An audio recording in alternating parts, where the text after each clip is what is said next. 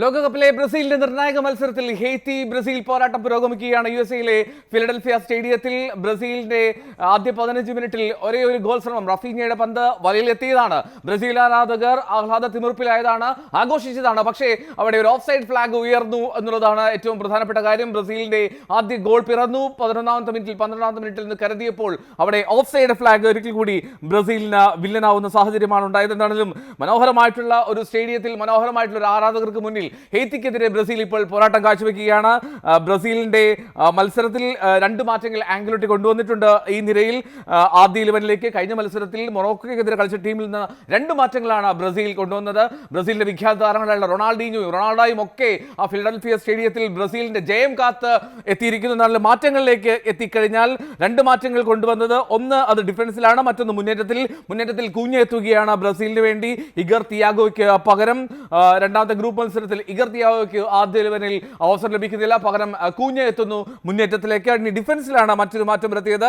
ഡിഫൻസിൽ Danilo എത്തുകയാണ്.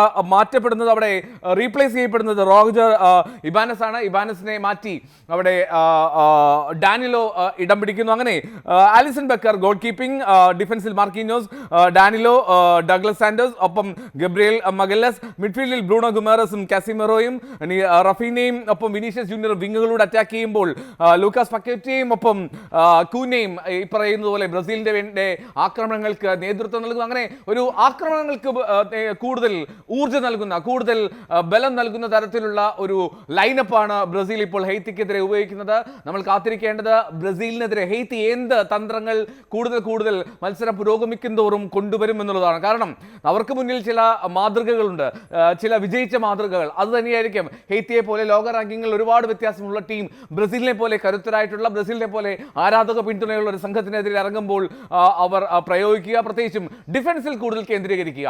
ബ്രസീലിന്റെ Brazil അറ്റാക്കിന് കൂടുതൽ പ്രാധാന്യം നൽകുകയാണെങ്കിൽ തങ്ങൾ ഡിഫൻസിലാണ് പ്രാധാന്യം നൽകുന്നത് എന്നുള്ള കൃത്യമായിട്ടുള്ള ഒരു മുന്നറിയിപ്പ് തന്നെയാണ് ആദ്യ 15 മിനിറ്റിൽ ഇതാ ഹെയ്ത്തി നൽകുന്നതും. എന്തായാലും ഹെയ്ത്തിക്ക് ആദ്യ 15 മിനിറ്റ് കൃത്യമായി തന്നെ ബ്രസീലിനെ പിടിച്ചു നിർത്താൻ കഴിഞ്ഞിട്ടുണ്ട്. റഫീഞ്ഞയുടെ ആ ഗോൾ ശ്രമം ഒഴിച്ചു നിർത്തി കഴിഞ്ഞാൽ ബാക്കിയെല്ലാം ബ്രസീലിന്റെ നിയന്ത്രണത്തിലാണ് മത്സരമെങ്കിൽ പോലും ഗോൾ പിറക്കാതെ തന്നെ മത്സരത്തെ നിയന്ത്രിച്ചു കൊണ്ടുവരാൻ ഹെയ്ത്തിക്ക് കഴിയുന്നു. തുടർച്ചയായിട്ടുള്ള കോർണറുകൾ ബ്രസീൽ സ്വന്തമാക്കുന്നുണ്ട്. പക്ഷേ കോർണറുകൾക്കൊക്കെ വളരെ ഭംഗിയായി തന്നെ ഡിഫൻസ് ലൈൻ അണിനിരത്തി തന്നെ ഹെയ്ത്തി ഇതാ കളിയിൽ ബ്രസീലിനെ അനങ്ങാൻ അനുവദിക്കാത്ത തരത്തിൽ നിൽക്കുകയാണ്. ആദ്യ 15 മിനിറ്റിൽ പൂർണ്ണമായും ഏകദേശം ഹെയ്ത്തിയുടെ ഗോൾ മുഖത്തിന് മുന്നിൽ, അല്ലെങ്കിൽ ഹെയ്ത്തിയുടെ പകുതിയിലാണ് മത്സരം നടക്കുന്നത് എന്നുള്ളത് ശരി തന്നെയാണ്. ആലിസൺ ബക്കർ എന്ന ഗോൾ കീപ്പറെ, ബ്രസീലിയൻ ഗോൾ കീപ്പറെ കാര്യമായി ഇതുവരെ നമുക്ക് ആ സ്ക്രീനിൽ കാണാൻ പോലും കഴിഞ്ഞിട്ടില്ല. അങ്ങനെ ഈ ഒരു കോർട്ടിന്റെ ഇങ്ങേ പകുതിയിലേക്ക്, അല്ലെങ്കിൽ ബ്രസീൽ ഈ മത്സരത്തിൽ TV സ്ക്രീൻ നോക്കുകയാണെങ്കിൽ വലതുഭാഗത്ത് നിന്ന് ഇടതുവശത്തേക്കാണ് ബ്രസീൽ കളിക്കുന്നത് നീല ജേഴ്സിയിൽ. അപ്പോൾ ആ ഇടതുഭാഗത്തെ പകുതിയിലാണ് പൂർണ്ണമായും മത്സരം നിയന്ത്രിക്കുന്നത്. വല്ലപ്പോഴുമുള്ള ചില കൗണ്ടർ അറ്റാക്കുകൾ മാറ്റി നിർത്തി കഴിഞ്ഞാൽ പൂർണ്ണമായും ബ്രസീൽ ഹൈത്തിയുടെ ഗോൾ മുഖത്ത് തന്നെയുണ്ട്. പക്ഷെ ഒന്നും തന്നെ അതൊരു കാര്യമായിട്ടുള്ള ഷോട്ടുകളാക്കി മാറ്റാൻ കഴിയാതെ പോകുന്നു എന്നാണ് പ്രധാനപ്പെട്ട കാര്യം. ബ്രസീലിൻ്റെ ശ്രമങ്ങൾ അത് ഒന്നൊന്നായി ഇല്ലാതാക്കുന്നു. എന്താണ് 13ാം മിനിറ്റിലാണ് ബ്രസീലിന് മനോഹരമായിട്ടുള്ള അവസരം ലഭിക്കുന്നതും അത് ഗോളാണ് എന്ന് കരുതുകയും ചെയ്തത്. പക്ഷേ അത് ഗോളാകുന്നില്ല. ഡാനിലോയുടെ ആ തുടക്കം അത് ഓഫ് സൈഡായി വിളിക്കുകയായിരുന്നു റഫറി. എന്നാലും അല്പസമയത്തിനകം തന്നെ ഒരു ഗോൾ പിറക്കുമെന്നുള്ള പ്രതീക്ഷയിൽ ലോകം മുഴുവനുള്ള കാണികൾ പലയിടത്തായി ബ്രസീലിന്റെ ആരാധകർ കൂറ്റൻ സ്ക്രീനുകൾക്ക് മുന്നിൽ അണിനിരക്കുകയാണ്. ആ സ്റ്റേഡിയത്തിൽ തന്നെ പൂർണ്ണമായും മഞ്ഞ പച്ച നിറം കൊണ്ട് നിറഞ്ഞിരിക്കുന്നു. ഹെയ്ത്തി ആരാധകരെ അവിടെ ഇവിടെ കാണാം എങ്കിൽ പോലും അതിനപ്പുറത്തേക്ക് ബ്രസീലിന്റെ ആരാധകരെ കൊണ്ട് നിറഞ്ഞ ഒരു സ്റ്റേഡിയമാണ് ഫിലഡൽഫിയയിൽ. ആ ഫിലഡൽഫിയ സ്റ്റേഡിയത്തിൽ അവിടെ ബ്രസീലിന്റെ ആരാധകർ മാത്രമല്ല, ബ്രസീലിന്റെ എക്കാലത്തെ മികച്ച താരങ്ങളായിട്ടുള്ള റൊണാൾഡീഞ്ഞോയും ഒക്കെ ആ സ്റ്റേഡിയത്തിൽ എത്തിയിട്ടുണ്ട്.